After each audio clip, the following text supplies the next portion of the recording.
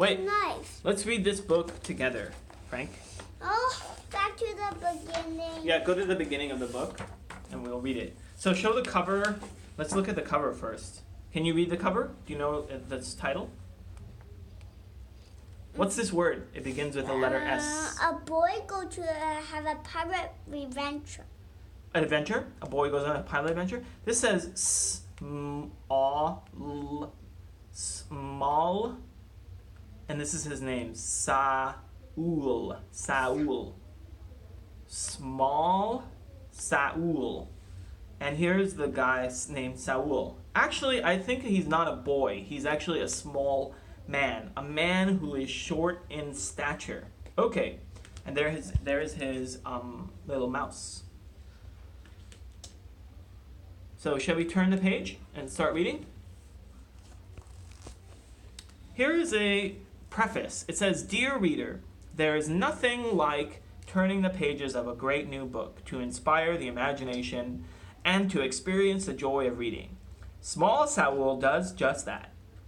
It's a book about a boy," oh, I was wrong, it is about a boy, "who dares to be different. While Saul is definitely not a natural-born pirate, he loved sailing the high seas and being a pirate in his own special way." And then it goes on. Okay, let's start reading. Small Saul, written and illustrated by Ashley Spires. Small Saul loved the sea. He loved its vastness, its calmness, its blueness.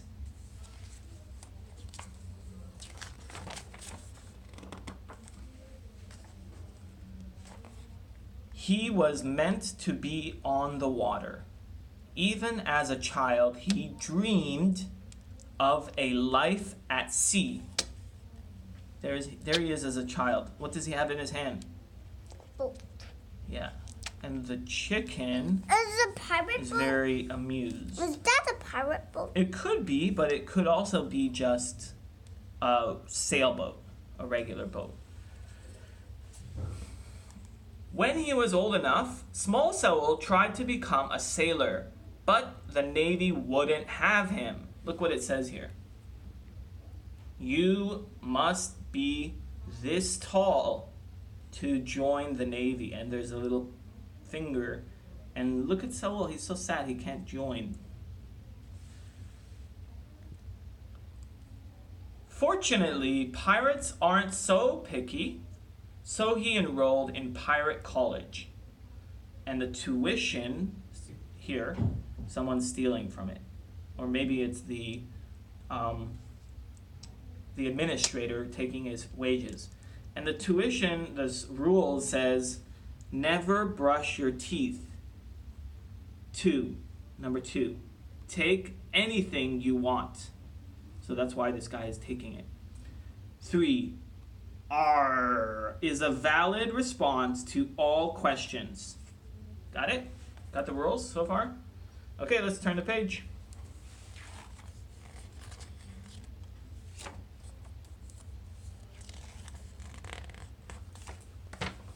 Good work. Small Saul was hardly a natural pirate. Being rough and tough just wasn't in his nature. Look at the other pirates. Arr, arr, purr, purr. That's not the right sound. He was good at intro to swabbing the deck, but he was easily distracted during the treasure map interpretation. So here are the pirates looking at the treasure map and trying to find the treasure, while what is Small Saul doing over here? Do you see what he's doing? What he's saying? He's saying, just That's like not the right. yeah.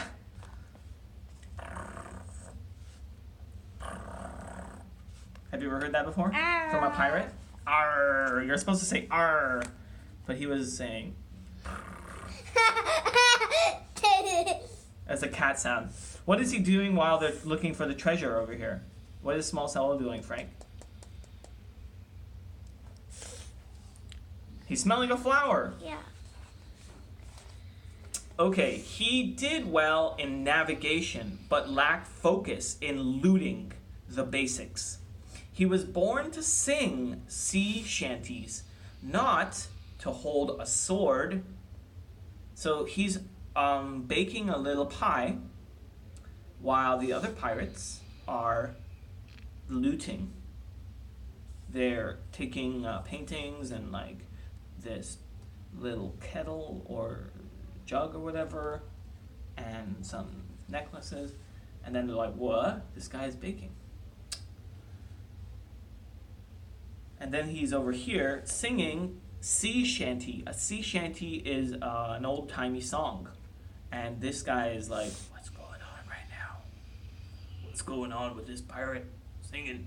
And there is the professor taking notes on Small Saul. Okay, turn the page. Why he don't want a sword?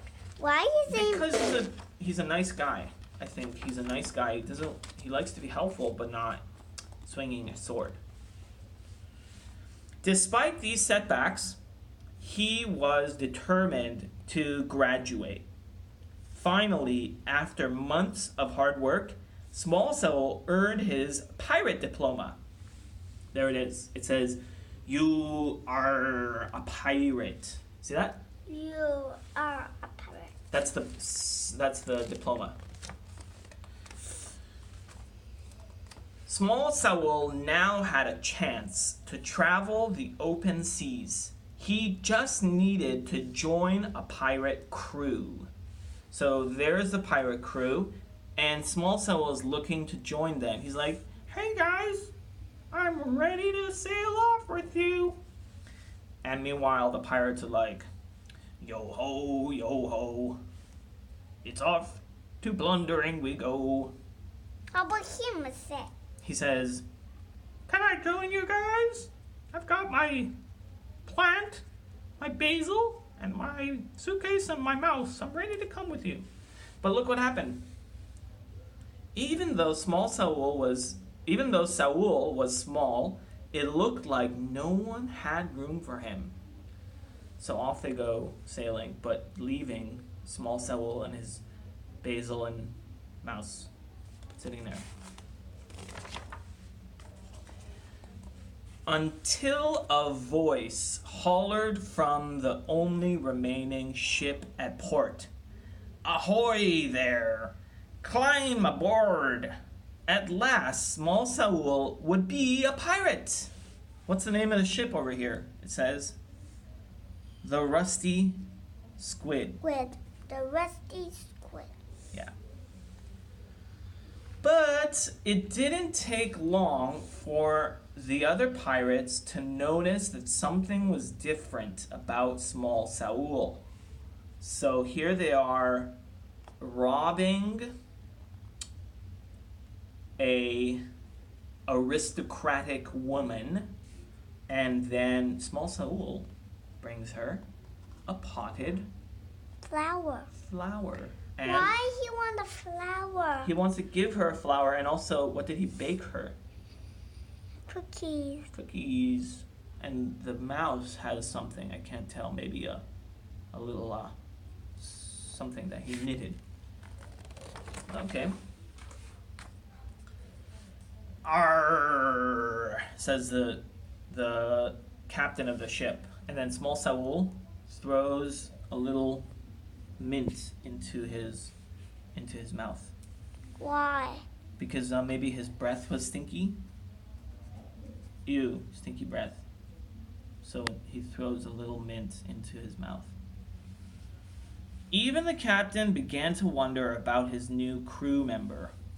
So Small Saul is satisfied with helping the captain and his breath. Why he say? Arr! Imagine I said arr to you, and then you were like, phew, stinky breath. I will throw money to you. You would throw money in my mouth? That might be surprising. That's like hungry hippos. Small Saul knew that if he wanted to remain at sea, he would have to prove his worth as a pirate. Pirate College had taught him that there are only 3 things pirates care about. Number 1, their ship. Number 2, being tough. Number 3, lots and lots of treasure. Small Saul needed to show that he cared about these things as well. Look at him reading the pirate manual. So he's studying up. So he began with the ship.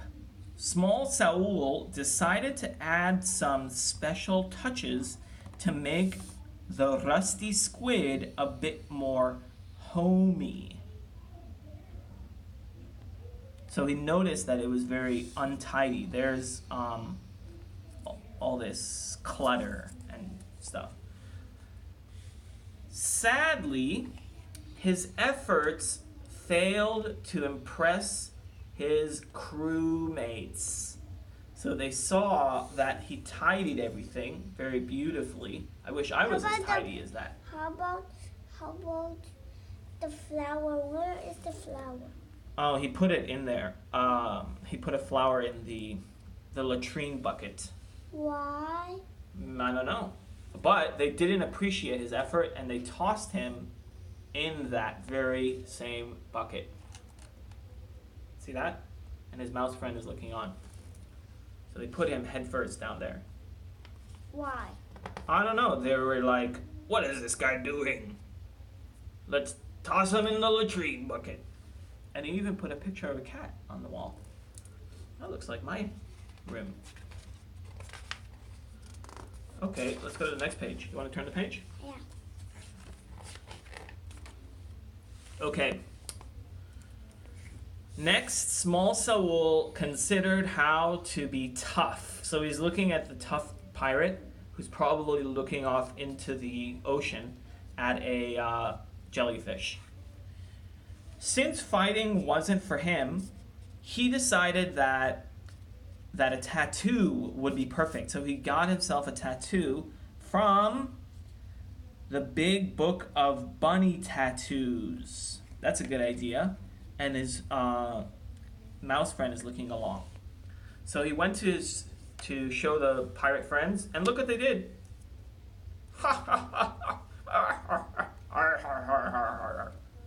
Unfortunately, the result didn't seem to intimidate anyone.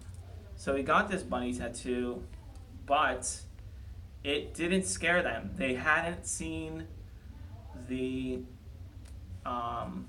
Quest for the Holy Grail. So, redecorating the ship and demonstrating his fierceness hadn't worked. His only option was to get some treasure, but he wasn't sure how. He's imagining, so he's got his thought bubble, and he's imagining that if he were to find treasure, all of the other pirates would be celebrating him. They'd be like, "Yahoo! Arr! Good job, Small Saul!" Ha ha ha! While they throw the gold coins in the air. Small Saul thought about how to find the treasure while he swabbed the deck. And he's singing while swabbing. That's a good-natured young lad. He stewed about it through battles. So they're fighting, and then he's giving them a Band-Aid to cover the cut and a little lollipop to make him feel better. And he mulled it over during kitchen duty. So while he's serving the pirates a lemon meringue pie, he's thinking of how to get treasure. Small Saul was so engrossed in the thought of treasure that he didn't even notice when the captain pushed him overboard. Why? Why? The rusty squid sailed away and left small Saul behind. There he is with his seagull friend, and they're sailing away. Why did they push him over?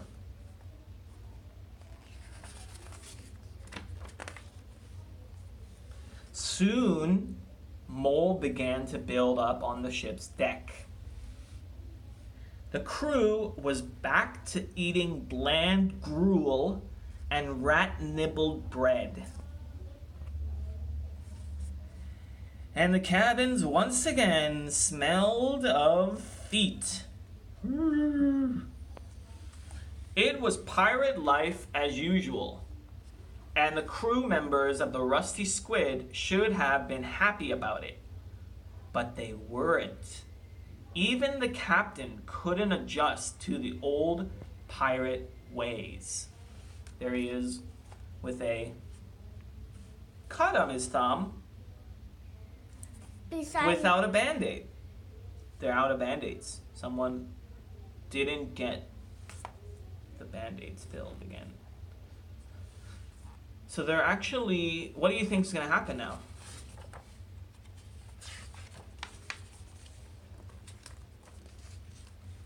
And that's when they realized small Saul may not have been your average pirate, but he had tried his best. He had made their ship a home. Just like treasure, small Saul was rare. The crew turned the Rusty Squid around and rushed back towards small Saul, hoping that it wasn't too late. Turn the ship around! Yarr! There he is, and they're coming back for him. So the seagull is putting on a show for small Saul, and they're coming back to get him.